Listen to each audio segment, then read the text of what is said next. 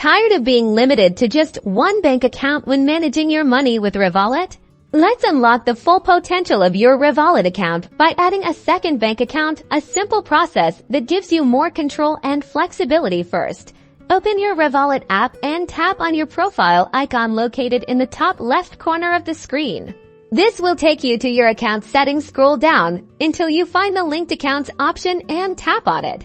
You'll now see a screen displaying your already linked accounts. If any to add a new one, tap on the icon that says Add Account.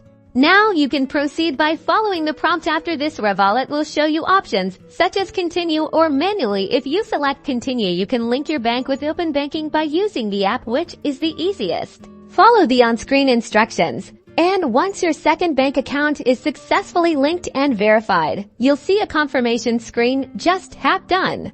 And that's it. You've successfully added a second bank account to your Revolut profile. Now you can easily transfer funds between your accounts and manage your finances with greater ease.